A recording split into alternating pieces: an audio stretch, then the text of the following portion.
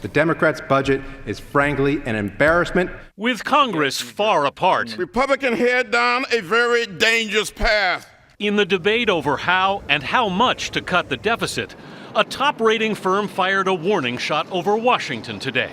Standard & Poor's lowered the outlook for U.S. credit to negative, citing a significant risk that congressional negotiations could result in no agreement. If we think that the efforts of Congress and the administration fall short, then the rating could fall. That's the message we're sending out today. Standard & Poor's continues to rate U.S. credit AAA, one of only 17 nations with the highest rating. But the U.S. is now the only AAA nation with a negative outlook. Wall Street reacted quickly to the ratings warning. The Dow tumbled 140 points. We think a reminder that it is important that we reach agreement on fiscal reform is always valuable.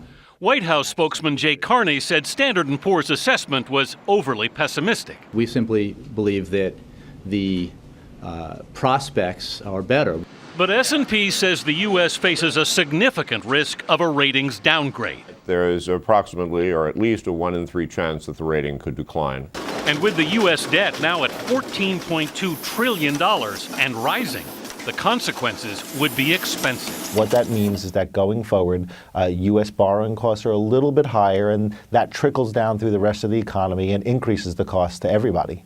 For example, with its AAA rating, it costs the U.S. 6.5 cents to borrow $1 for 2 years. But Greece, with a double B rating, has to pay 20 cents for every dollar it borrows. U.S. debt is still viewed as one of the safest investments in the world, but this is the first time ever U.S. credit has been tagged with a negative outlook. Katie? And Anthony, we heard that analysts saying it will trickle down to everybody if the rating is actually lowered. How will this affect the average person in this country? Well, borrowing costs for us are tied to borrowing costs for the government. For example, the mortgage rates are tied to the 10-year Treasury. So, for example, back in the early 1980s, when the government was paying 15% to borrow, our interest rates on mortgages were up to 18%, Katie. All right, Anthony, thank you so much.